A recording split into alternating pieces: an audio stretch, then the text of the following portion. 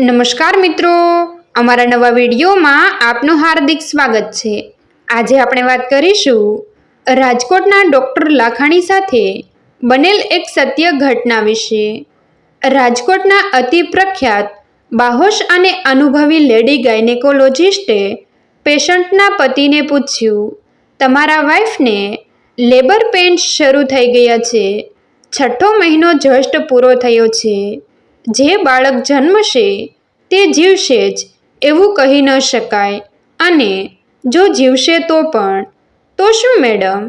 પ્રસવ પીડા સહી રહેલી પત્નીના પતિએ પૂછ્યું, પછી પોતે જ ઉમેર્યું, ન્યૂબોર્ન બેબી ખૂબ પ્રીમેચ્યોર હશે, એનું વજન પણ ખૂબ ઓછું હશે, કદાચ એના બ્રેઇન, ફેફસા, લીવર જેવા મહત્વના અંગો વિકસિત ન હોય અને આગળ જતાં પણ એમાં કોઈ ખામી રહી જાય, એ જ કહેવું છે ને તમારે? હા, તમે નિર્ણય કરી લો। તમારી પૂરી જિંદગી આ બાળક પાછળ, એને ઉછેરવા પાછળ હોમી દેવા તૈયાર છો? તમારી પત્નીને પણ પૂછી લો। મેડમે કહ્યું, મેં મારી પત્નીને પૂછી લીધું છે મેડમ, અમે તૈયાર છીએ। પતિ આ બધું જાણતો હતો, કારણ કે એ પોતે પણ ડૉક્ટર હતો, હોશિયાર ફિઝિશિયન હતો। એમનું નામ ડૉક્ટર લાખાણી। વેરાવળ સોમનાથમાં દાયકાઓથી દર્દીઓની સેવા કરતા એક સેવાભાવી, નિરાભિમાની, કર્તવ્યનિષ્ઠ તબીબ હતા। ઉપરની ઘટનાને આજે 3 દાયકા થવા આવ્યા। ડૉક્ટર લાખાણી અને એમના પત્ની નીતાબહેન ઈશ્વર પર પૂર્ણ શ્રદ્ધા રાખનારા હતા। નીતાબહેનને 5 કુંવરવડ પછી 1994માં એક દીકરો થયો હતો। આ બીજી વખતે ટ્વિન્સ પ્રેગ્નન્સી હતી। ગર્ભાશયની અંદર 2 બાળકોના માથા એકબીજા સાથે ભીડાઈ ગયા, દુખાવો ઉપડ્યો, લેબર રૂમમાં દાખલ થયા। બીજા 3 મહિના ખેંચી શકાય તેવી કોઈ શક્યતા ન રહી, ત્યારે ડૉક્ટર મેડમ મોહિલેએ પૂછી લીધું, are you ready to face the consequences? પતિ પત્નીએ હા પાડી। 2માંથી એક બાળક મૃત અવતર્યું, બીજાનું વજન 930 ગ્રામ હતું। 3 દાયકા પહેલાં આટલા પ્રીમેચ્યોર અને ઓછા વજન ધરાવતા નવજાતને બચાવવું એ અત્યારના જેટલું સહેલું ન હતું। અત્યારે બાળક બચી જાય તો પણ લાખો રૂપિયાનું પાણી થઈ જાય છે। બીમારીઓ ક્રૂર હોય છે, તે કોઈને નથી છોડતી। ડૉક્ટર લાખાણીનો આ નવજાત પુત્ર 6 મહિના સુધી રાજકોટની ઇન્ટેન્સિવ કેરમાં રહ્યો અને બચી ગયો। વેરાવળમાં ડૉક્ટર લાખાણીની પ્રેક્ટિસ ડગમગી જાય તે સ્વાભાવિક છે। આર્થિક, શારીરિક અને માનસિક નુકસાન ભલભલાને ભાંગી નાખે છે। પોતાની આવક પર કાપ મૂકીને ડૉક્ટર લાખાણી દીકરા માટે દોડાદોડી કરતા રહ્યા। દીકરો સેરેબ્રલ પાલ્સીનો ભોગ બન્યો હતો। શરીરના સ્નાયુઓ અકળાઈ જવાના કારણે હાથ પગ તથા અન્ય સાંધાઓ સારી રીતે કામ નથી કરી શકતા। જામનગરના ડૉક્ટર વી.એચ. શાહ સાહેબ કરતાં વધુ હોશિયાર ઓર્થોપેડિક સર્જન ગુજરાત આખામાં ત્યારે ન હતા। ડૉક્ટર શાહે કહ્યું, લાખાણી, આ કેસ ઓર્થોપેડિકનો નથી, એની સારવાર માટે તમારે મુંબઈ જવું પડશે। ત્યાં ભારતના શ્રેષ્ઠ ડૉક્ટર છે, જે આ બીમારીની સારવાર કરવા માટે ખૂબ અનુભવી છે। વેરાવળનું ઘર અને પ્રેક્ટિસ સાચવવા, મુંબઈના વારંવાર ધક્કા ખાવા, ત્યાં દિવસો સુધી રહેવું પડે એ માટે મકાનની વ્યવસ્થા કરવી, ભોજન, દવાઓ, ડૉક્ટરની ફી, આ બધું મેનેજ કરવું કોઈ પણ માણસ મૂંઝાઈ જાય. ડૉક્ટર લાખાણી જ્યારે પોસ્ટ ગ્રેજ્યુએશન કરતા હતા ત્યારે એમના પ્રિય ગુરુ ડૉક્ટર V.H. યાજ્ઞિક સાહેબ હતા. ડૉક્ટર લાખાણી તેમને મળ્યા, બધી વાત જણાવી. ડૉક્ટર યાજ્ઞિક સાહેબે કહ્યું, ભગવાન માણસને જોઈને આવો પડકાર આપતો હોય છે. તેને ખબર છે કે આ દિવ્યાંગ જીવને કોણ પોતાના જીવથી વધુ સહાઈ શકશે. ભાઈ, આ બાળકના રૂપમાં પરમ તત્વે તને આ આત્મા સોંપ્યો છે.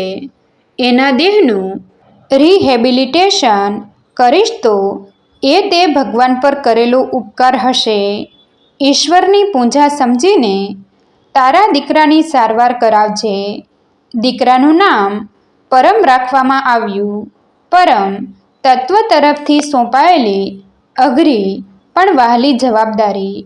મુંબઈના સિનિયર સર્જને પરમને તપાસીને કહ્યું, આને બોટોક્સના ઇન્જેક્શનો આપ્યા પછી પ્લાસ્ટર આપવું પડશે. એકવારથી કામ નહીં પતે, વારંવાર આપવું પડશે.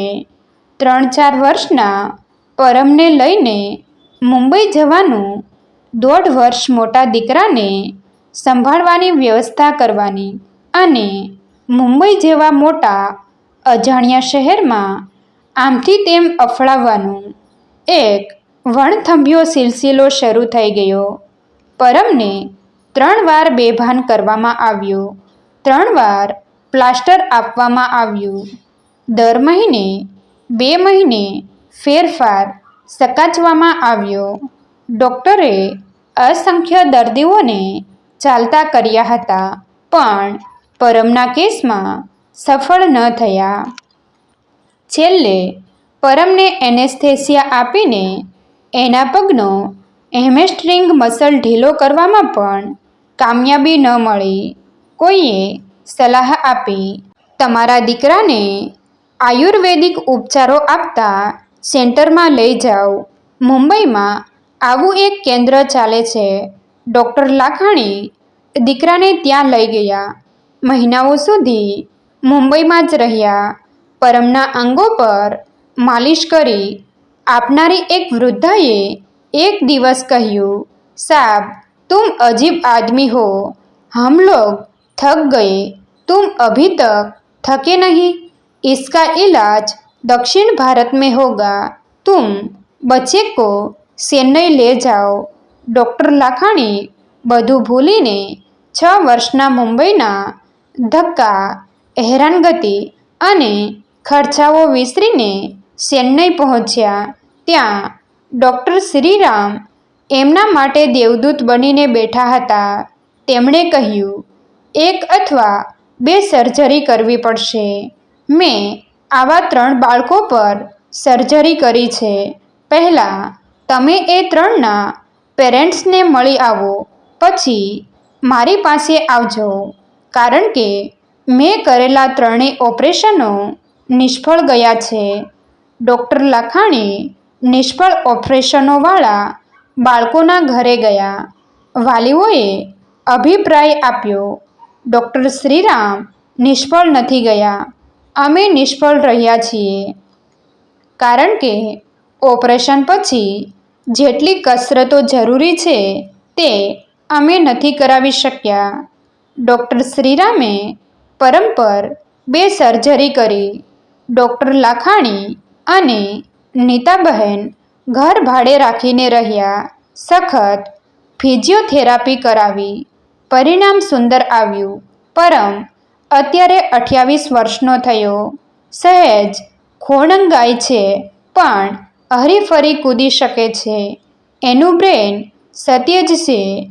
હાલમાં જ તે MBBS થઈ ગયો છે.